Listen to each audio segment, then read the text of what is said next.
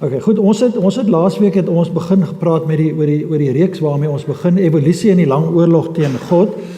En jy sal onthou dat ons gepraat het, in die eerste gedeelte het ons gepraat oor die geestelike oorlog wat daar heers. En ek hoop dat elkeen van u het baie deeglik kennis daarvan geneem. Dis 'n oorlog het ons gesê wat daagliks plaasvind, neerslag vind in menslike verhoudinge geweldig, veral in huwelike tussen man en vrou, en in kerke en so meer, maar ons het spesifiek gepraat, laasweek het ons gepraat oor die oorlog teen die Bybel en spesifiek teen Genesis. U behoort onthou, ons het redelik deeglik daaroor gepraat.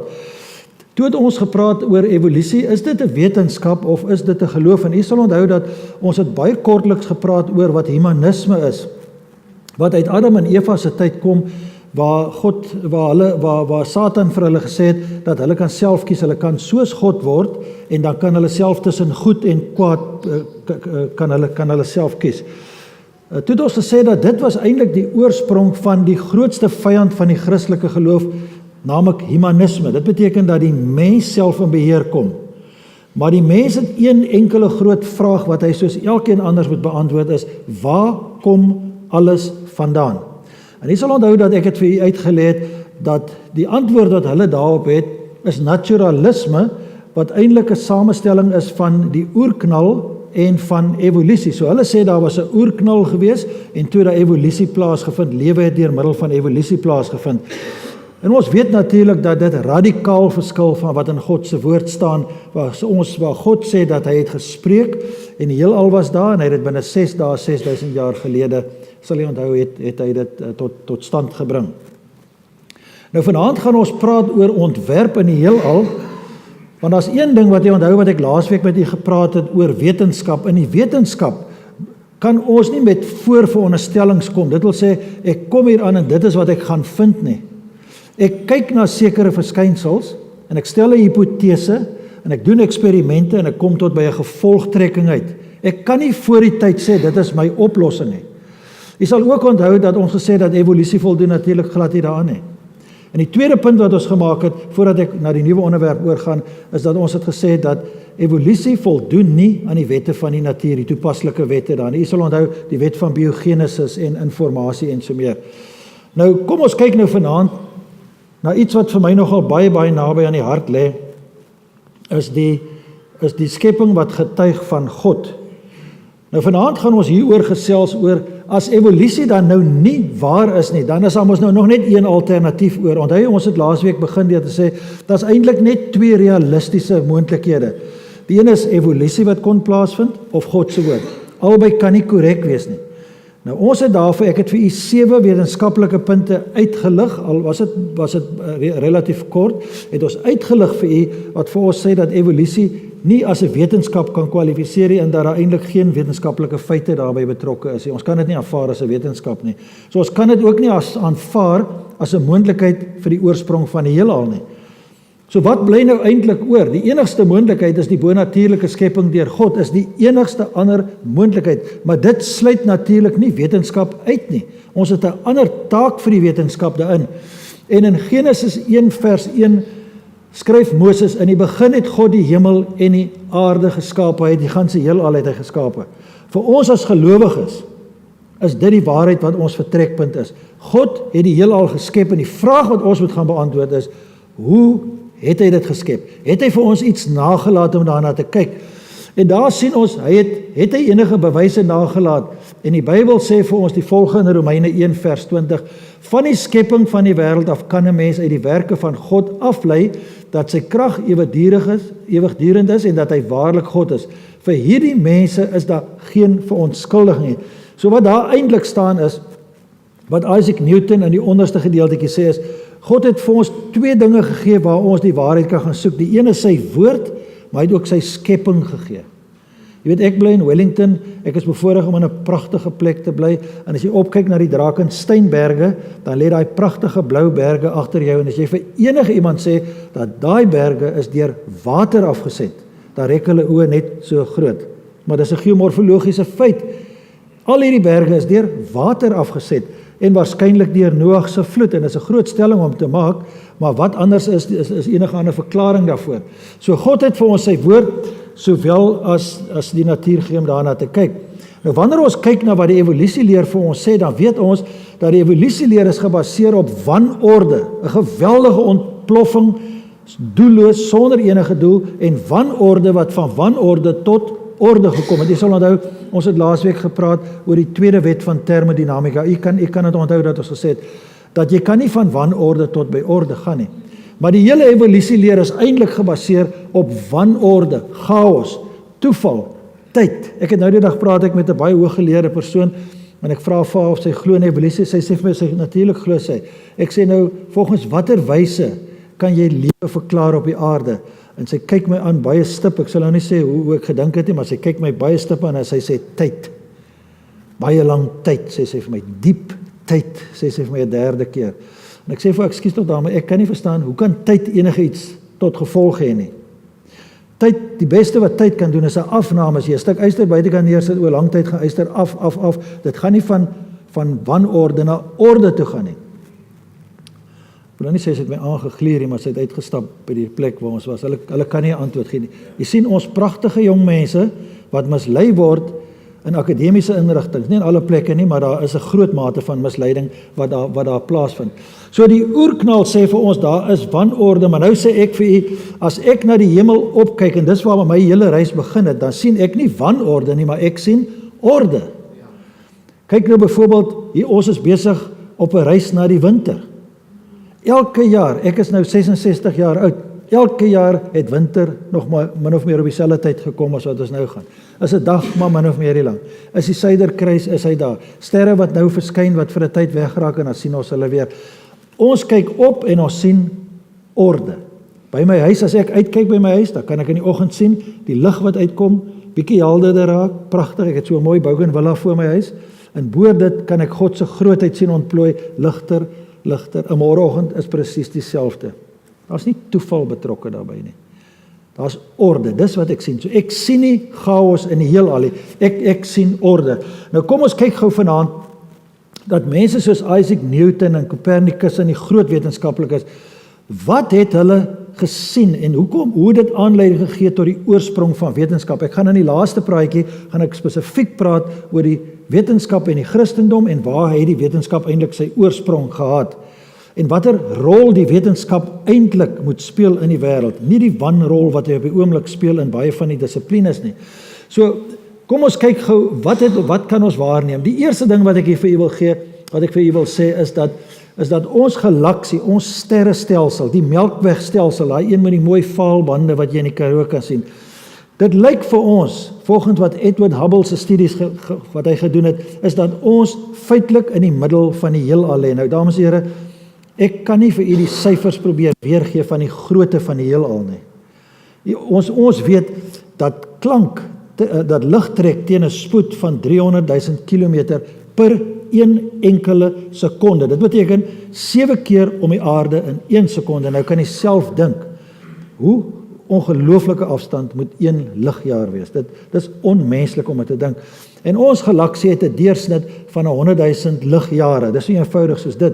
En ons galaksie is maar een van letterlik miljoene wat ek dink hulle het ophou tel op die ouend. So baie galaksies soortgelyk aan ons ene bestaan daar in die wêreld. Maar ons lê feitelik in die middel daarvan. Dis nie al wat Edwin Hubble gesien het nie. Hy het ook gesien dat daar 'n patroon rondom ons is. Hy het gesien dat daar struktuur is, daar's 'n vorm van orde, dat rondom ons lê daar nog letterlik duisende en honderde galaksies wat rondom ons lê. Ek dink daar's 1 of 2 wat ons met die blote oog kan sien, maar daar is letterlik miljoene. Maar Hubble het hierdie struktuur wat hy ontdek het, wou hy nie glo nie, omdat hy 'n ateïs was, want u kan onthou, as ons praat van die Big Bang, van die oerknal, dan praat ons van boem, chaos. So ons sterrestelsel kan op enige plek beland het, ver, op 'n chaotiese wyse. Maar hier lê ons in die middel.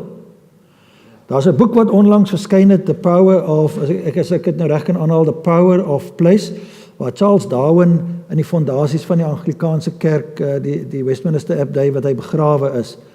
Dat plek sê vir jou iets. So as ek vir u sê dat ons in die middel van alle galaksies lê, dan is die eerste woord wat my by begin opkom, ons is miskien spesiaal. Kan nog nie dit regtig sê nie, want ek het 1 of 2 bewysies. is ons so spesiaal dat God vir ons reg in die middel van sy skepping gesit het en die ander buitekant ons omgerangskik het. Maar dis maar die begin, dames en here, wanneer ons nou na ons eie sterrestelsel kyk, die Melkwegstelsel, en ons sien daarso, dan sien ons dat ons lê daar waar die pyltjie vir u wys, lê ons op die enigste plek in hierdie sterrestelsel waar lewe moontlik is. Nou kan ek al vir u begin vra, sou u sê dat dit toeval is, of is dit beplanning wat ons hier waarneem? Ek sien nie mense wat hulle koppe skud en sê, nee, hoe op aarde kan jy sê ons lê in die middel, alles is om ons gerangskik, en ons lê op 'n spesiale plek, waar ons nie doodgebrand word, of aan gasse wat ons inasem sal doodgaan nie. Ons lê op die spesiale plek, waar daar lewe in ons sonnestelsel is. Kyk net gou, as ek nou weer teruggaan daarna toe, dit wat reg in die middel daar lê, is hierdie ene wat u nou daar sien. U is met my, né? Galaksie en dan ons sonnestelsel. Nou kom ons kyk gou na hierdie volgende skyfie, en dis 'n besonderse skyfie, want hierdie skyfie praat vir ons van die leefbare sone, the habitable zone. Hulle praat ook daarvan in Engels as the Goldilocks Avenue. Jy onthou sy die bakkies pap gaan soek en by die regte ene gekom, en hier sê dit, wat dit vir ons sê, dat in hierdie sone, is dit die enigste regte plek waar lewe moontlik is. Nou wat lê reg in die middel van hy strook? Lê die aarde. As jy daarna baie mooi kyk, dan sal jy sien dat Mars lê buitekant hom. En wat beteken dit? Dood eenvoudig, dit beteken dat geen lewe op Mars is enigsins moontlik nie. Want die aarde lê op die enigste plek in hierdie sonnestelsel waar lewe moontlik is, waar water kan vloei, waar daar suurstof is en so meer. En ons gaan nou gaan ons in 'n bietjie meer detail daarna kyk. Nou is my vraag aan u, ons trek nou al by die 4de punt al. Sou u sê dis toeval uit 'n ontploffing uit, of sou u dink dat God in sy almag het hy dit beplan en het hy daai aarde daar geplant op daai third rock from the sun, soos daai TV-program is? Vir my raak dit baie vinnig duidelik dat hier 'n reusagtige, almagtige, onpylbare God. Ek vra altyd vir myself die vraag af, hoe plaas jy 'n aarde op die regte afstand van die son af? Dan sê ek, God, hoe groot moet u wees? Hoe onverstaanbaar is. God is nie groot omdat hy my sak vol geld prop nie. Dit kan ook gebeur, of dat hy vir my persoonlik net goed is. Hy is groot in die skepping en in die ontwerp wat ons beginne waarneem hierso. Nou kom ons kyk gou. As ons kyk, hierdie foto is vir my, of hierdie is vir my 'n ongelooflike skets eintlik, want hier sê dit vir ons in daai sone. Aan die regterkant kan u sien die son. Nou ons weet dat daar 2 groot magte in die hele alles wat werk is. Middelpunt vlietende krag. Ek wou met iemand gedans het, toe dink ek, net val iemand, want as ons middelpunt vlietende krag het, dan neig ons weg. Nee, in die ou dae het ons nog gedans het, ek en my vrou lekker gedans, en as ons om die draai gaan, moet ek haar styf vashou, want anders gaan sy by die deur uit, verstaan? So jy moet jou, vir alles jy al in die ronde gaan, né? So middelpunt vlietende krag is 'n krag wat vir ons weg van die sentrum afstoot. Maar gravitasie is 'n krag wat vir ons aantrek. Nou dink nou net gou in die eenvoudige taal, Isaac Newton het hierdie wette vir ons geformuleer, en hy het vir ons gesê dat die aarde word nie ingesluk deur die massa van die son nie, hy word nie ingetrek nie. Hoekom? Omdat die middelpunt vlietende krag wat hom in sy baan hou, keer dat hy ingetrek word. Nou, ek wil nou nie vir u probeer, ek het maar gesukkel om hierdie goed te verstaan.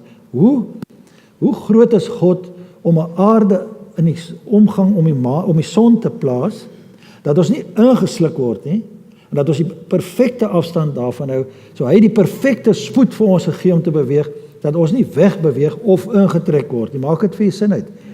En al wat ek daarin kan sê, ek kan sê, Here, hoe groot moet u wees om dit te kan doen? Ek is 'n nietige mens wat voor u staan. So dit is iets fantasties, die oomblik wanneer ons dit kan besef.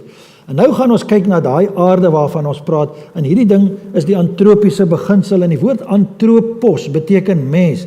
Daar's 'n beginsel in natuurwet wat vir ons sê dat die aarde is gevorm en gemaak sodat daar lewe op kan wees. Nou, u sal verstaan dat om te kan lewe het ons 'n geweldige klomp goed nodig. Asemhaling, water, korrekte temperature, ons kan aanhou daarmee. En die eerste ene wat ons hier wil noem is dat die aarde lê op die perfekte afstand van die son af, sodat ons die perfekte hitte het vir ons om te kan lewe in winter en somer. So u kan nou, wanneer u nou in die middag, my vrou hou daarvan om sonne maar op die bed te lê, en dan skyn die sonnetjie in, dan dink ek, daai soel, warm son wat daar skyn, is perfek gekalibreer, sodat ons kan lewe. As ons 1% nader was, het alles gekook en gebrand. As ons 1% verder was, het alles gevries waarskynlik. Verstaan u, hoe plaas jy die son? Daar's 'n boekie wat 'n dame geskryf het, ek gaan nou nie die naam vir u sê nie, maar sy skryf in digterlike kuns, dan skryf sy vir kindertjies, dan sê sy, you know, when God made the earth, he took his time to get the right distance from the sun. Is dit nie mooi nie? En dan gaan sy verder en sy sê, want as hy 'n foutjie sou gemaak het, dan sou die plante swaar gekry het, en die dier, dan lê die hond met die ore plat, en die plante is plat. En as dit weer te ver was, dan alles weer koud, dan sit ons gevries. U verstaan die implikasies. So God gee vir ons die korrekte temperatuur op hierdie aarde, en dit is uniek. En ek is seker daarvan, elkeen van julle gaan vir my sê, dit is spesiaal so ontwerp, dit het nie uit 'n ontploffing gekom, dit het nie per ongeluk gekom uit wanorde nie, maar wat ons hier sien is beplanning, ons sien ontwerp, ons sien orde. Nou sien ons die tweede een hierso, is die korrekte inklinasie van die aardas, en u kan baie mooi op daai gedeelte sien, dat die suidelike halfrond daarso is somer. U kan maar sien dat die aardas so staan, so die een wat die naaste is, die halfrond wat die naaste is warmer, die een wat die verste is 'n bietjie kouer. So op daai fotootjie sal ons in die suidelike halfrond, gaan dit nou somer wees, en in die noordelike halfrond, bokant, gaan dit winter wees. So niemand wil nou in Europa wees, as dit so lyk, jy wil nou in Suid-Afrika, ons pragtige land, dis waar jy wil wees. Nou u kan nou onthou dat elke 365 dae wentel die aarde om die son, so elke jaar het ons somer, dan het ons herfs, dan het ons winter, dan het ons lente, dan het ons weer somer. Orde, kan jy sien? Die inklinasie bly altyd presies dieselfde, en in hierdie volgende foto wat ek nou vir u wys, sal u sien waarvan ek praat. Kyk net na hierdie pragtige mooi, is nie 'n foto nie, dis 'n skets. So op daai skets kan ons sien, dat die inklinasie is altyd in dieselfde rigting, so die suidelike halfrond en daai ene daarso sal somer hê, en aan daai kant is dit die noordelike halfrond wat nou weer somer het. En jy sien die effek van dag en nag. Het jy nou gedink, as 'n dag nou byvoorbeeld 24 uur lank moes gewees het, ons sal aan gewerk het, né? Ons sal aan flou gewees het in die aand, en as 'n nag nou byvoorbeeld 24 uur lank, ek lê nou al op die bed, as my rug seer as ek 6 uur slaap in die nag. Dis verskriklik om oud te raak, hoor, is maar net 'n grap. So u kan verstaan die orde wat ons hier sien, dag, nag, winter, somer, lente, herfs. Ons sien orde. Ons sien nie dat dit in 'n chaotiese ontploffing. Nou hierdie ding van die magneetveld wat vir ons beskerm is, vir my een van die ongelooflikste goed. Jy verstaan dat die son het hierdie geweldige uitbarstings, solar uitbarstings met vlamme tonge wat duisende kilometer lank is. Maar om die aarde is daar 'n magneetveld wat hierdie vlamme letterlik wegbons vandaan. So ek dink altyd aan mense wat dink ons is so ongelooflik belangrik. Ek is hierdie ongelooflike ou met geld, ek ry met die grootste karre wat daar moontlik is. Daar's net een sonuitbarsting en daar's niks van hierdie aarde oor nie. Maar God plaas 'n magneetveld om ons, om vir ons te beskerm dat ons nie totaal en al verkoel nie. Hierdie magneetveld is een van die beste bewyse van 'n jong aarde, want daai magneetveld ons kan hom meet hoe hy afneem.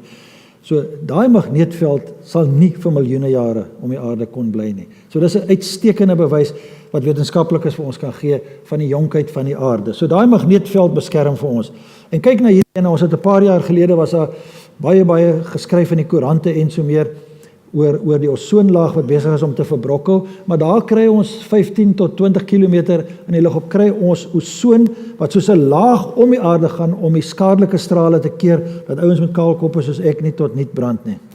Jy verstaan dat as daar nie ozon was nie, sal die ultraviolet ons vel, ons hare, ons oë totaal al vernietig het. En my enigste vraag aan u is dit toeval en tyd wat dit vir ons kan gee? Daar bestaan geen manier nie. Wat ons hier duidelik sien, net uit hierdie 3 of 4 wat ek vir u gewys het, en daar's omtrent 40 van hierdie verskynsels, is dat God het ontwerp. Dis nie toeval en tyd nie. Ons kan dit baie duidelik, kan ons dit daar sien. Dink net aan hierdie koue front wat op pad is hiernatoe, dames en here. Die hidrologiese siklus is so kompleks. Maar niemand kan vir jou sê, hulle kan sê teen watter temperatuur water verdamp op die aardoppervlakte, maar ons kan nie sê hoekom verdamp hy op daai temperatuur nie. En ons sien dat waterdamp styg, maar die aantrekkingskrag van die aarde trek hom weer terug en dan draai hy en dan reën hy op 'n bepaalde plek. En dis hoe donderstorms werk. Hy gaan op en dan kom hy af, dan gaan hy weer op en af totdat hy te swaar is, maar hy gaan nie by die atmosfeer uit nie, want die aantrekkingskrag van die aarde is sterk genoeg om reën terug te trek. So die aarde se atmosfeer word vasgehou deur sy aantrekkingskrag. Kan ek vir u sê, ek gaan nou oor Mars 'n paar woorde wissel net. Mars se aantrekkingskrag is so swak, dat al maak jy ook wat met daai atmosfeer, daar sal nooit 'n lewensvatbare atmosfeer daar wees nie. Verstaan jy, ons het laas keer het ons ook gepraat, as die Here jou oorgee aan 'n dwaling, die adokimos, as jy verwar raak, dit is wanneer mense na Mars toe gaan. Verstaan jy wat ek vir julle probeer sê? Hulle probeer God speel om 'n nuwe planeet te skep en die illusie te skep dat God nie die skepper is van die enigste planeet wat daar bestaan nie. So u verstaan die geestelike oorlog. Maar kyk net na hierdie watersiklus wat ons hier kry. Ek en my vrou ry nou 'n tydjie gelede, ry ons by Gordons Baie om die punt hier by julle na baie suidooste wind, soos ek in my lewe nog nie gesien het nie. En toe ons om die punt ry daarvoor, sien ek sulke tonnels water letterlik wat opgesuig word. So en ek sê vir oor 2 dae gaan daai reën in die Transvaal val. En 2 dae later is daai water wat in die hemel verdwyn het God op 'n ander plek gaan uitstort. Hy het net kom skep hierso. Verstaan u die almag van God wat vir ons voorsien? Antropos, die mens, hy sorg vir ons. Ons hoef nie bang te wees nie. Hy is daar. En ek kan vir u sê, trek gou almal die asem in. Kom trek gou almal die asem in. Elke teeg is 'n meesterstuk, né? Dis nou nie, Emil, wat is dit, rentmeester, wat was dit wat hulle so, die ouens gedring, of wat hulle, wag, ek moet nou my woorde mooi tel, né? Ja, maar in elk geval, elke teeg is 'n absolute meesterstuk. Ons kan nie lewe sonder suurstof nie, maar ons kan nog minder lewe sonder gekalibreerde suurstof. Ons longe is spesiaal so, dat ons die suurstofhoeveelheid wat inneem is perfek vir ons longe. Was dit meer sou ons longe gebrand het en seer geraak het, of as jy vuur gemaak het, sou daar ontploffings gewees het. So die suurstofinhoud wat ons in hierdie wêreld kry, is perfek vir ons gekalibreer, sodat ons en diere, sodat ons kan lewe. Dink maar net aan water, hoe benoud ons die afgelope tyd in die Weskaap was. Het gaan nou beter, né? Ons kan nie sonder water lewe nie. En waar kom water vandaan? Daar word water gesoek op Mars, en hulle is besig om opgewonde te raak, want jy kry hier en daar 'n bietjie waterdamp wat vereis het, en hulle sê, ons het water ontdek. Dames en here, op hierdie wêreld is daar 'n oorvloed van water wat God vir ons gee. Waarin marine gediertes waarin hulle lewe, wat ons kan drink, om ons plante te voed, om ons liggame te voed, en so meer. Is water toevallig op hierdie aarde ryklik? 72% van die aardoppervlakte is water. Is dit toeval, of is dit ontwerp van God? En vir my is dit baie duidelik as ek die vraag vir jouself antwoord, dat dit ontwerp is. Nou, as ek na hierdie mooi aarde kyk, dan sê ek, who made the earth just right for life?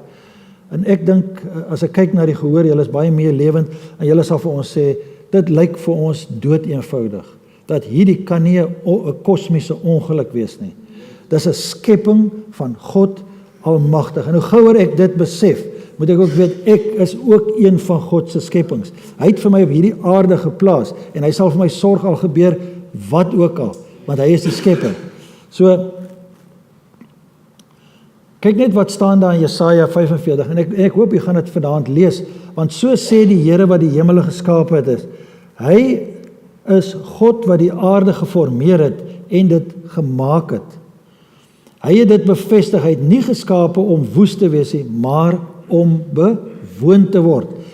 Daar sê die Here, ek is die Here, daar is geen ander. Ek het hierdie aarde gemaak, sodat julle hierop kan lewe. So as ons asemhaal, as ons water drink, as ons 'n koppie tee drink, as ons kan stap, as ons suurstof inasem, as ons in die see duik, as ons vis vang, Here, baie, baie dankie dat U vir my dit gegee het. Dankie dat U dit geskep het. Dankie dat U vir my die geleentheid gee om hier te kan woon en my voor te berei vir die ewige lewe wat vir ons as gelowiges voorlê. Nou kom ons kyk gou wat sê hierdie fisikus Heinz Pagel. Hy sê, if the universe appears to be tailor-made for life, the most straightforward conclusion is that it was tailor-made, created by a transcendent God.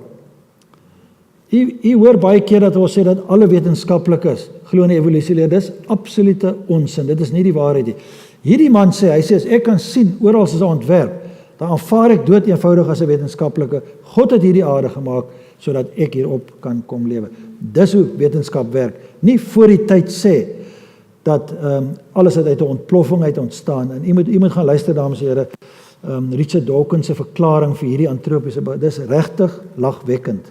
Mens kan nie dink dat 'n laerskoolkind kan glo dat hy sê 'n klomp borrels wat van eers uit die heelal uit verskyn het, en daar's per toeval is daar een wat al hierdie 40 eienskappe het om lewe te dra. Is dit wetenskap of is dit wetenskapfiksie? Ek weet nie eers of dit wetenskapsfiksie is nie. Hierdie professor Frederick Fair, hy sê, design is the most empirical of the arguments for God based on the observational premises about the history of order we discover in nature. Nou dis baie gelaaide woorde, maar wat hy daar sê is, hy sê empiries, dit wat ek kan gaan sien daarso, ek sien ontwerp, dis wat hy sê in hy eerste sin, en hy praat van observation, hy sê ek kyk daarna en ek sien ontwerp, as 'n wetenskaplike sien ek ontwerp, ek sien nie chaos daarso nie. Hy sê, want ek kan sien dat daar oral orde in die heelal is. Ek kan dit sien, ek is nie oneerlik nie, ek neem dit waar. En as 'n wetenskaplike, soos Isaac Newton, daai ouens, as ek daarna gaan kyk, dan sê ek, hoe verklaar ek hierdie orde en wetmatigheid wat ek waarneem? Verstaan nie, dis hoe wetenskap werk. Nie met 'n voorbehoud wat jy kom en jy sê, voor die tyd, evolusie is 'n feit nie, en moenie met my beklei daaroor nie. Ons gaan ondersoek wat ons sien, ons maak eksperimente, ons kom tot 'n gevolgtrekking en ons toets dit oor en oor en oor en oor. Kyk ons na. Dis hoe wetenskap in der waarheid hoe dit werk. Kyk net na Mars, dames en here. Kan u dink dat enige regdenkende mens dat jy na Mars toe wil gaan om hierdie plek te gaan kolonialiseer? Daar's nie water hier, daar's nie suurstof nie. Die temperature daal tot onder 100 grade Celsius in die winter en so meer. Al wat min of meer dieselfde is die seisoene en so meer. Maar daar's geen lewe op daai planeet nie. En ek wil nie glo, dames en here, dat hulle nou 15 cm onder die kors van Mars gaan hulle soek, om te kyk of daar nie een of ander vorm van 'n lewende goggetjie of 'n dingetjie is, om te kan sê, hier is waar lewe ontstaan het. Maar verstaan nie die doodloopstraat waarin hierdie ouens nou gaan. Luister nou mooi wat ek nou gaan sê. Kom ons sê hulle kry eers 'n teken van 'n goggetjie daar. Dan gaan ons terug na die praatjie wat ons laasweek gedoen het. Een goggetjie kan nie ontwikkel van eensellig tot by 100 triljoen selle nie. Alle wetenskap verbied dit. Jy onthou nog die wet van biogenesis, onthou dit? Lewe kan net van lewe afkom en dan bly hy eie tot sy soort. Jy onthou? So daai storie dat as hulle daar lewe gaan kry, dat dit 'n nuwe ontdekking is en dat dit gekolonialiseer gaan word, dames en here. Ek dink dis waarna die Here verwys dat hierdie mense het dwaas geraak. Ons gaan in die laaste praatjie gaan ons praat oor wat dit beteken as jy die adokimos verstand kry. As jy aanhoudend teen God in opstand kom en hom teenstaan, dan gee hy vir jou, soos in Romeine staan, gee hy vir jou oor aan die dwaling, sodat jy die leuen mettertyd sal glo. En is net die Heilige Gees wat vir jou vanuit daai situasie uit kan uitbring. Nou kom ons gaan gou-gou en ons draf gou-gou deur en ons kyk gou. Net soos in die evolusie leer, moet ons as gelowiges die vraag vra, waar kom lewe vandaan? Nou ek dink as jy na daai skyfie daar kyk, dan weet ons dadelik dat in Genesis 1 vers 26 tot 27 staan dit baie duidelik daar, dat God gesê het dat hy die mens gemaak het, hy die mens as sy verteenwoordiger geskep, maar daar staan ook nog 'n stukkie by. Hoekom het die Here dit bygesit? Hy het hulle as man en vrou geskape. Want wat het ons laasweek gesien? Ons het gesê dat om deur mutasies tot 'n man te vorder en mutasies tot 'n vrou te vorder, is 'n resep vir dood en uitwissing, want wat hulle beweer is dat dit oor miljoene jare sou plaasvind, dat jy nou op een of ander wyse tot 'n vrou ontwikkel, en tot 'n man, en dan moet jy nog by mekaar uitkom, en oor daai miljoene jare sal 'n uitsterwing plaasgevind het. God sê, hy het van die begin af die mens gemaak, hy het hulle gemaak as man en vrou. Ons sien dieselfde met plante en diere. Hy het plante en diere het hy mannetjies en wyfies gemaak, en vroulike en manlike plante as daar so iets is. En in Jesaja 42 vers 5 skryf hy wat aan al die mense op die aarde die asem gegee het, die lewe aan alles wat op die aarde beweeg. So die Bybel sê vir ons, dat die lewe wat ontstaan het, man en vrou, is deur God daar gespik. En ons kan later, wanneer ons 'n bietjie oor genetika praat, dan sal ons sien dat daar eintlik is daar geen ander antwoorde is, dat God die genetika van man en vrou en mens, plant en dier in hulle self geplaas het nie. Dit is my interessant as ons gaan kyk na Lukas 3 vers 38, die geslagsregister. Ek het altyd vir my ma gevra, as sy die aande vir ons uit die Bybel het lees, gesê, ma, hoekom het die Here al hierdie mense se name hier ingesit? En ek dink nie my ma het ooit vir my die regte antwoord gegee nie. Maar ek het nou eers begin besef dat die geslagsregister vertel vir ons waar God se geskiedenis met Adam begin het. So as ons dit daar gaan lees, dan sien ons in vers 38 staan daar, en Adam was die seun van God. So wat sê dit vir ons? Al daai name kom terug na Adam toe. En Adam was die seun van God. So wat sê dit vir ons? Dit sê vir ons dat Adam se genetika en sy lewe moet van God afkom. Natuurlik is dit nou 'n geloof, maar vir my is dit 'n baie meer geverifieerde geloof. Jy verstaan, of ek glo dit, of ek glo dat in 'n poel water het 'n klomp chemikalieë bymekaar uitgekom en toe daar 'n goggaatjie begin roer, en mettertyd teen alle wette van die natuur het ons tot by 'n mens ontwikkel. Verstaan jy die teenpool? So ons sê, God het vir Adam geskep, hy het sy genetika op bonatuurlike wyse in hom geplaas. Nou kom ons vat nou wat in die Bybel staan en ons kyk wat sê die wet van biogenesis vir ons. Die wet van biogenesis sê vir ons dat die eerste lewe moet van lewe afkom. Jy sal onthou dat ons dit gesê het laas keer. So vir ons as gelowiges komplementeer die wetenskap vir ons deur te sê dat die lewe wat ek in my het en wat my voorouers en my geslagte teruggehad het, kom van God af. So God, die lewende God, skep lewe. En ons skep lewe voort tot aan die einde van ons dae sal daar lewe uit die mens en plante en uit diere. En is ontsettend interessant dat ons daar lees dat die Here 10 keer in Genesis vir Moses sê, skrywe daar neer soorte. Nou is enigiemand wat kan raai, hoekom het God gesê soorte plante, soorte diere? Omdat hy geweet het dat in die evolutieleer sal hulle vir ons sê dat een soort gaan oor na 'n volgende soort, na 'n volgende soort. Nou, ek is 100% seker dat God dit, natuurlik het hy dit geweet voor die tyd, maar hy het gesê dat diere kan net in sekere soorte kom. Plante kan net in sekere soorte kom. Pere kan nie kojawels word nie. Honde kan nie katte word nie. U onthou. En dit is hoekom die Here dit vir ons sê. En wanneer die diere op die ark weer gaan, dan sien ons dan word daar weer geskrywe van elke soort. Jy moet van elke soort met daai ene opkom, omdat God soorte afgebaken het, en in daai soorte is daar spesies. Ons kry baie soorte honde, maar ons kry nie honde wat met katte kan teel nie. Ons dink ons weet. So, die eerste vraagie wat ons beantwoord is, lewe kom van God, soos die Bybel beskryf, en dit word ondersteun deur die wetenskap. Goed, ek dink ek het daai gedeelte het ek klaar gesê. Die tweede vraagie wat ons ook gevra het verlede Woensdag is, waar kom die DNS? Want ons weet dat in elke sel, of dit nou in die menslike liggaam is, en of dit in 'n plant is, en of dit in 'n dier is, of in 'n vis, waar dit ook al voorkom, elke sel het 'n DNS-stringetjie binnekant hom. Jy sal onthou, ons het laas keer gesê, dit is omtrent so 1.8 meter. En jy sal onthou dat ek vir gesê het, dat in daai 1.8 meter is daar 'n kode geskrywe, wat vir elke plant of dier of mens of individu geskrywe is.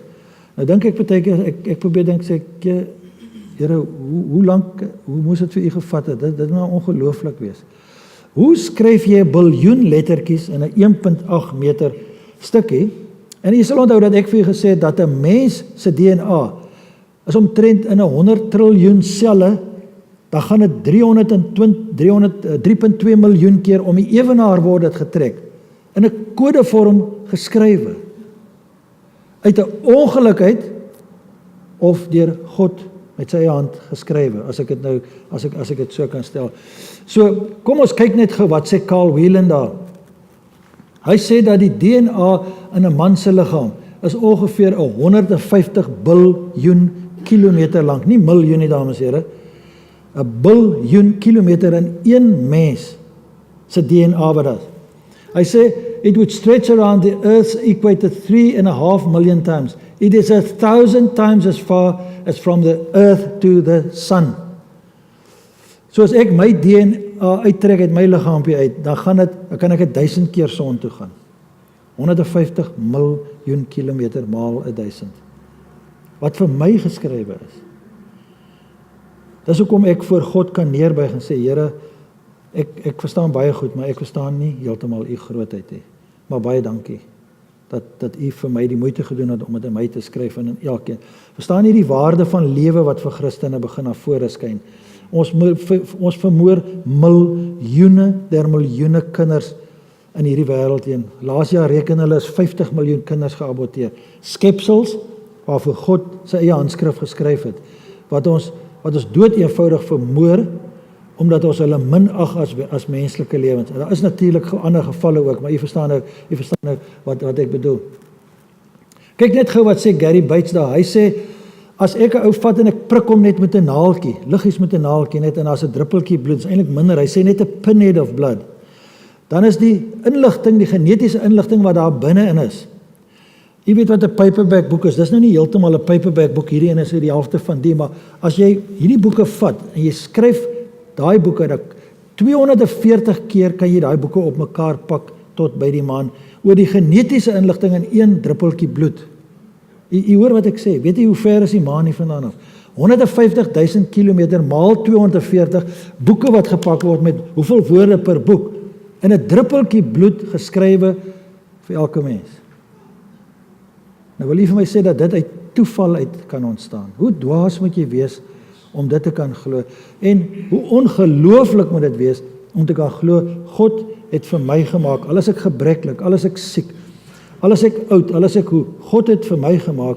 En as mense praat oor die einde van die wêreld, oor kernbomme wat op mekaar gerig is, my hart klop nie eers vinniger nie.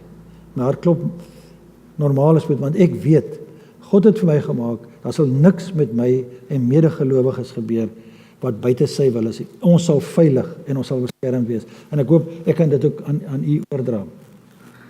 Maar die inligting wat in ons lê, is ongelooflik. Nou, ek het hierdie stukkie hier bygesit, net om die punt vir u bietjie meer te bevestig, maar dit is eintlik ongelooflik, net om dit deur te lees. Hy skryf hierdie Dr. Werner Giet, hy het 'n boek geskryf, In the Beginning Was Information, ek het die boek daar in my kantoor, hy kom redelik gereeld Suid-Afrika toe.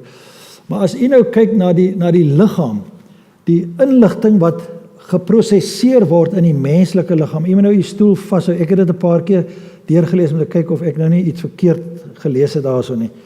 Die inligting wat ons in ons liggaam prosesseer, die bewustelike inligting.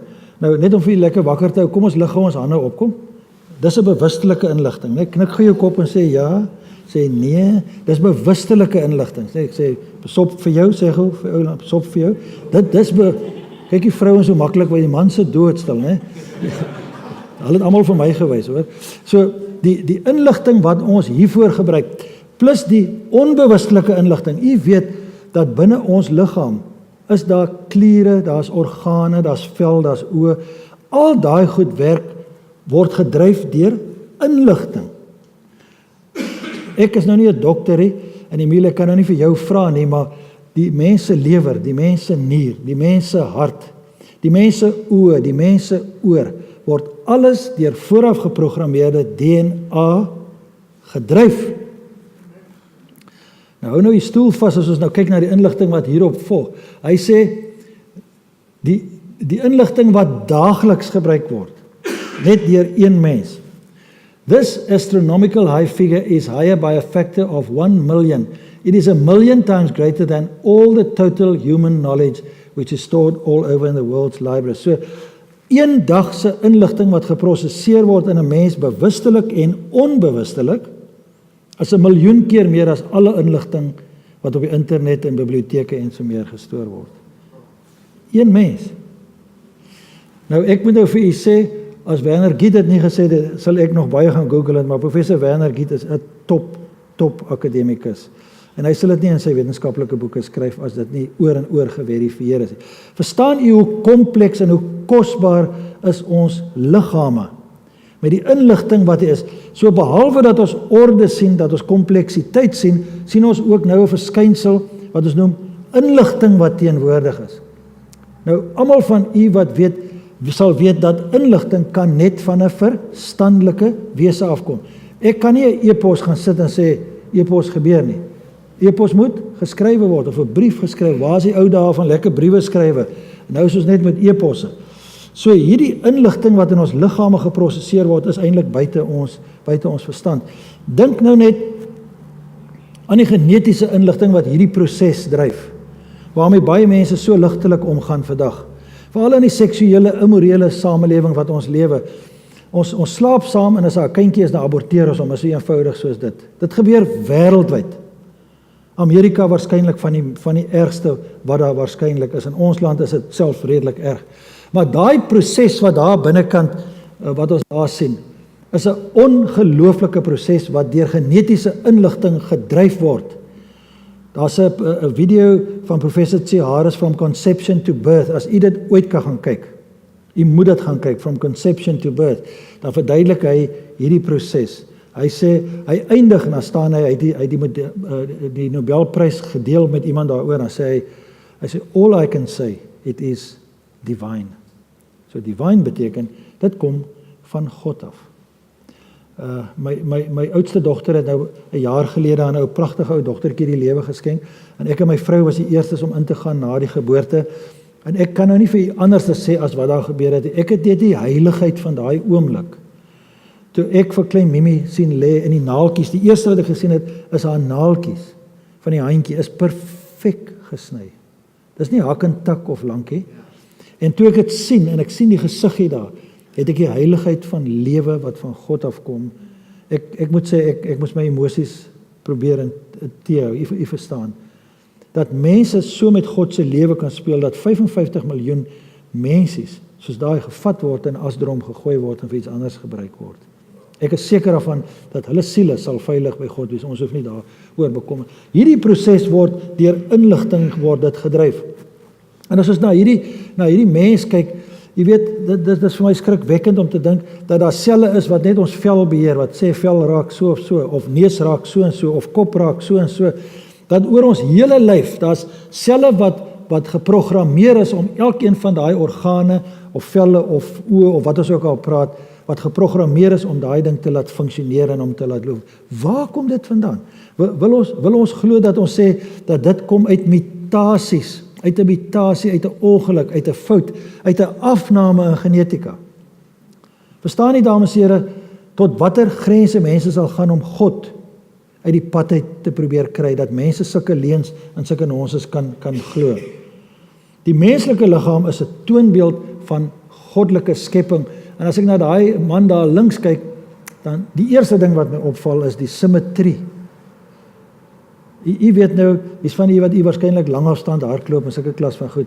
As jou liggaam nie presies in simmetrie is nie, dan kry jy allerlei beserings. 'n heup wat effens uit posisie is, dan kry jy hier seer, of 'n knie wat daar kry. Ons rugbyspelers het in elk geval soveel baie pyne gehad dat jy geen eintlik om of jy nog in simmetrie is, want na elke wedstryd is jy uit simmetrie uit, jy uitgestamp. Maar u verstaan dat daai pragtige liggaam wat ons daar sien, met sy spiere, met sy organe, met sy vel, met sy inligting, is alles gevorm deur genetiese inligting wat God daar geplaas het. Nou kom ons sluit net hierdie kort stukkie af, en wat sê professor Werner Giet? Hierdie wet waarna hy verwys het omtrent 28 sulke amendamente wat hy sê, maar hy sê, the information present in living beings, dit waarvan ek nou gepraat het hierso, hy sê, must have had a mental source. Wil u nie vir my sê, wat is daai mental source nie? Dis God. Is daar enige ander verklaring daarvoor? Kan genetika van self ontstaan? Daar's geen manier dat genetika van self kan ontstaan nie. So alles wat ons daar het, kom van 'n verstandelike wese af, en dan lees ons daar, in Genesis het God die man en die vrou geskep, en in Lukas 3 vers 38 het ons net nog gesê, en Adam was die seun van God gewees. En as jy daai gedeelte daar lees, dames en here, en jy lees hom letterlik daar, dan lees ons daar, in die begin was die woord daar God, en die woord was by God, en die woord was self God. Hy was reeds in die begin, toe alles begin het, was God daar gewees. Alles het deur hom tot stand gekom, ja. Nie 'n enkele ding wat bestaan het sonder hom tot stand gekom. In hom was daar lewe. En dit word bevestig deur die wetenskap. Nie kaboom uit 'n ontploffing en 'n kriewel wat in die water begin, en teen alle wetenskaplike wette ontstaan daar 'n visie wat later 'n aap en 'n mens raak, dames en here. U verstaan wat ons hier sien, ons sien ontwerp, ons sien kompleksiteit, ons sien inligting, en daai eienskappe wat ons daar sien, kan net teruggaan na 'n verstandelike wese. Dis wat die Bybel sê, dis wat ons sien, en dis wat die wetenskap vir ons bevestig. Ons het laasweek het ons ook gepraat oor manlik en vroulik. En jy sal sien dat God het van die begin af in Genesis 1 vers 26 het hy hulle gemaak man en vrou. Want jy kan self sien dat 'n man kan nie op sy eie voortplant en 'n vrou kan nie op haar eie voortplant. Dit is tog 'n doeteenvoudig 'n biologiese feit. En hy het ook vir hulle gesê, gaan heen en wees vrugbaar in Genesis 1 vers 28. Nou, dit lyk vir my op die oomblik hoe die wêreld te vrugbaar is, dat dis interessant om oor hierdie goed te lees, dat met die afname in genetika reken hulle dat binne enkele jare sal die wêreldse bevolking begin stabiliseer en dan baie, baie stadig begin daal, maar vrugbaarheid daarmee saam sal ook daal. En die redes daarvoor is die verval in genetika, soos ons nou die dag gepraat het. So, ons kan nie sê dat man en vrou het per toeval uit mutasies ontstaan nie, want God sê van die begin af, maak ek man, ek maak vrou, ons maak julle sodat julle vrugbaar kan wees, sodat daar kinders kan kom. En dit sien ons in die plantelewe, ons sien dit ook in die dierelewe. My vrou is baie lief vir tuin maak, so ek kan my baie daar staan en verkyk. En die bytjies, hoe werk hulle is, amper asof hulle opdrag het, bzzz, vlieg jy, styfmeel, dan gesoek jy bzzz, in 'n ander plek, dan sit jy op 'n ander plekkie. Maar daai styfmeel is net vatbaar vir sekere blomme, nie vir alle blomme nie. Nou, hoe op aarde gebeur dit nou? Ek bedoel, jy kan nou dink, 'n boer wat met appels boer en hy het nou granadellas langs aan, en die bytjie vlieg dan bzzz van die granadella na die appel toe, dan kry jy 'n appedilla of so iets, ek weet nie waar jy gaan kyk, maar jy kan verstaan, hoe God dit gemaak het, dat soorte kan net by soorte bly. Ons kan nie daai chaos in die natuur nie, daar's orde in die natuur. Maar jy sal ook onthou dat ons laasweek het ons gepraat oor hierdie baie vreeslike lang woord, onverminderbare kompleksiteit. En jy sal onthou dat ons gesê het, dat evolusie leer sê vir ons, dat jy ontwikkel stukkie vir stukkie, onthou nou, mutasies, né? Stukkie vir stukkie. Nou, hoe op aarde kan jy, as jy stukkie vir stukkie lewe, kan jy met 'n halwe long en 'n kwart lewer, hoe kan jy dit oorleef? Maar hulle sal nooit daai implikasies vir mense verduidelik nie, want al wat hulle sê is evolusie is 'n feit en mutasies en natuurlike seleksie sal sorg dat ons tot volle mense ontwikkel. Maar wat ons hier sien is, dat God het van die begin af, het hy die man volkome gemaak. En toe het hy 'n ribbetjie uitgehaal en toe het hy die vrou gemaak. Ek het geen idee hoekom hy 'n ribbetjie uitgehaal het. Sal iemand wat kan help. Ek weet nie hoekom hy, maar hy het dit so gedoen. Maar hy het van die begin af wat hy gemaak, man en vrou, maar hy het hulle ook gemaak met 'n volmaakte liggaam wat kan funksioneer. Hulle kon loop, hulle kon eet, hulle kon sien, hulle kon hoor, hulle kon water drink, hulle kon voortplant, want na hulle uit die paradys gaan, het ons onmiddellik gesien, was daar 'n nageslag wat gevolg het. Jy verstaan? Jy kan nie met 'n lewer oorleef nie. Jy kan nie sonder longe oorleef nie. So God het van die begin af, moes alles volkome daar gewees het vir mens en dier om te kan loop. Jy kan tog self verstaan, ek kan nie eet as ek nie 'n maag het nie. Ek kan nie asemhaal as ek nie longe het nie. Dit maak tog sekerlik vir ons sin uit. So hierdie ding weerspreek in elk geval die hele konsep van miljoene oor miljoene der miljoene jare het die mens ontwikkel. Jy moet van die begin af volkome wees om te kan funksioneer, né?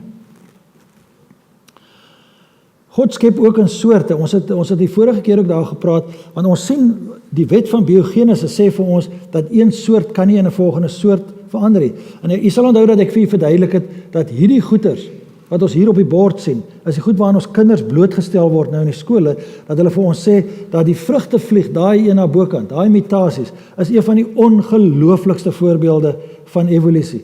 Daarom sê dat jy kan ons nou al self verstaan, dit is nie evolusie nie, dis maar net veranderinge wat binne 'n soort plaasvind. Hy kan nie oor daai soort. So God sê 10 keer in Genesis, sê hy, ek het hierdie soort geskep. Ek het van hierdie aard gemaak. Jy kan gaan lees of dit daar staan. En as hulle in die ark inklim, dan praat hy van soorte en van aard. Dan moet van elke soort wat God gemaak het, moet in die ark inklim. Ek is amper klaar, ek wil net vir julle wys na ontwerp in die natuur. Ek het op hierdie goedjies afgekom en ek gaan nie met in detail daar gaan nie. Maar wetenskaplikes deesdae ontdek al hoe meer dat die diere lewe, selfs in plante lewe, dat God sulke ongelooflike ontwerpe daar geplaas het, wat hulle nou eers begin agterkom. Byvoorbeeld die houtkappertjie wat daar sit. Ek weet nie of jy al 'n houtkappertjie gesien het nie. As hy 'n boombasie aanval, is geweldig vinnig wat hy pik. En nou sê hulle dat hy nie sy brein beseer in daai proses nie, is sy bekkie en binne in sy neus hier rond, is daar meganismes wat skokke absorbeer, wat so gesofistikeerd is, dat hulle deesdae allerlei mikroelemente goed daarin verpak, in verpakkings wat op vliegtuie gaan, of in lorries, vragmotors gaan en so meer. So, die mens gebruik God se model om trillings te beheer, dat niks seer kry of breek nie. Gebruik hulle vandag, hulle begin dit om dit na te aap. Die voël wat daar vlieg, daai spesifieke voël, nou nie die spesifieke ene, wat is die stok, nie kraan, ooievaar, ekskuus tog, ja. Mevrou weet van die ooievaar, nee. Die ooievaar was die hoofinspirasie vir die ontwikkeling van die eerste vliegtuie en sweeftuie. En jy sal vandag sien dat die vorm van die vlerke en so meer, is dit wat vliegtuigontwerpers geïnspireer het om te kyk, as hy voël so kan vlieg, dan kan ek 'n ding bou wat so kan. Verstaan jy die ontwerp wat ons onmiddellik daarin raak sien? En vir my die ongelooflikste was hierdie waterskilpaaie onderkant. Hoe hulle die magneetveld van die aarde kan optel om te weet dat hulle in die regte seestrome beland. Nou vra ek vir u, hoe op aarde het daai skilpaatjie, waar kry hy die inligting vandaan om in die regte seestroom, in die regte temperature, sodat hy nie uitsterf nie? Waar kom dit vandaan? En toe ek daai blomme sien, het ek gedink, ek moet dit insin. En sien net om te sê, sien u die ontwerp, sien u die mooiheid van God se hand. As u 'n roos, my vrou kweek pragtige rose, en ons kan vir ure daarna staan en kyk oor hoe mooi God se skepping is, maar as ek in hy rose hart in kyk, dan sê ek, Jesus, God, u dan baie tyd spandeer om hierdie roos so mooi te maak. Orals in die heelal sien ons ontwerp. En die heelal getuig van 'n skepping. En nou moet jy mooi luister, want ek is feitelik klaar. Die heelal getuig van orde, dag en nag, winter en somer. Is met my? Kompleksiteit. Ons eie liggame is 'n simbool van kompleksiteit. Van ontwerp. Die menslike liggaam is ontwerp, sodat ons kan stap, kan loop, kan slaap, kan eet, kan hardloop, kan stoei, kan rugby speel, kan cricket speel. En die bestaan van gekodeerde inligting, al daai goed is eienskappe van 'n skeppergod. Nie van toeval en van wanorde nie. Maak dit vir u sin uit? Dit weerspreek absoluut die evolusieleer. So kom ons kyk net gou ter afsluiting, net voor ek klaarmaak, dat die antropiese aarde, die aarde wat ons het met 40 sisteme wat daarop werk, kan nie uit toeval ontstaan het nie, maar dit moet van 'n skeppergod afkom. Die oorsprong van lewe het ons gesê, lewe kan nie van self ontstaan nie, en die Bybel sê vir ons dat God het lewe aan ons geskep, en die wetenskap bevestig dit. Die genetiese inligting wat in ons is, in plante, mense, diere en so meer, kan net van 'n intelligente wese afkom, van 'n skepper af. Die soorte kom net van 'n skepper af. Simbiose, ek sal onthou, ons het nou daar 'n bietjie daaroor gepraat, die feit dat alles gelyktydig daar moet wees, kom van 'n skepper af, en geslagte kom van 'n skepper af. Die Christelike geloof is wetenskaplik geverifieerd en rasioneel. Dit beteken, dames en here, dat as ek met iemand praat oor my geloof, en ons gaan in die laaste lesing gaan ons hieroor praat, so oor 3-4 weke van nou af, dan gaan ons vir u sê dat om 'n Christen te wees, is nie net geloof nie, daar is 'n bietjie geloof daarbey, maar my geloof word gerugsteun deur die waarheid van God se woord, maar dit word ook deur die wetenskap verklaar. So ek kan sê dat ek as 'n gelowige is rasioneel, ek kan daaroor nadink en sê, dit maak vir my sin, dit maak vir my heeltemal sin. En die wetenskaplike kan sê, ek sien God se skepping en ek kan dit probeer verklaar. So die Christelike geloof is 'n rasionele en 'n verdedigbare geloof. En nou sluit ek af deur net vir u te sê, een van die belangrikste goed wat ons moet verstaan, dames en here, is dat ons kan net rasioneel oor iets wees. Dit beteken, ek kan net werklik oor iets nadink en daaroor praat en redeneer en filosofeer, slegs as ek die werklikheid besef. So wat is die werklikheid? Die werklikheid is dat ons as mense sit op 'n aarde wat deur God ontwerp is, wat so kompleks is, wat orde en ritme het, en ek is 'n skepsel van God. So wat bly vir my oor? Ek moet gaan lees wat die Bybel vir my sê, oor ek my lewe moet lei, sodat ek in die ewige lewe eendag saam met God kan gaan woon. Dis hoe rasionaliteit werk. Die irrasionele persoon is juist diegene wat die Christelike geloof beskuldig, wat in die evolusieleer glo, en vir ons sê daar was 'n ontploffing, daar was 'n oerknal, en toe het ons uit die water uit ontstaan, en alles wat ons hier sien is toevallig, en is 'n ongeluk, en is geen lewe hierna nie. Kan ek afsluit deur vir u te sê, dames en here, ek dink, dit is 'n dwaas wat so redeneer. Maar die werklike persoon wat vir God ken, en sy omgewing raak sien, is die rasionele en die denkende persoon. Die heelal getuig dus van 'n skepper, en ek sluit daarmee af, deur vir u te sê, baie dankie, ek hoop dat die gesprek vanaand, dat dit vir u die moeite werd was, en as u vanaand hier uitstap, kyk na die maan, kyk na die sterre, ek ry nou die aand van Hopefield af terug, ding is, jy kan dit maar uitsny, en toe sien ek het 'n praatjie daar gaan doen, en ek ry terug, en ry in die volmaan, en daar's 'n reënboog, wat van die volmaan af na die aarde toe terug, ek het nog nooit in my lewe so iets gesien nie. Toe lees ek, maar dit is moontlik, want daar is lig en so meer. En ek kon nie vir u sê, anders te sê, as dat ek het die teenwoordigheid van God, en sy skepping daar gesien, en ook sy belofte, wat hy gegee het, dat daar nooit ooit weer 'n vloed oor hierdie wêreld sal wees nie. So ek loof u, baie dankie dat u die moeite gedoen het vanaand. Ek wil vra dat u vir ons bid, dat ons veilig sal terugry, en dieselfde vir u ook, en dat oral waar jy gaan, môre, kyk na die berge, kyk na die son, en vertel vir ander mense, kom weg van die rekenaar af. Tegnologie het ons oë gesluit vir die wonder van God se skepping.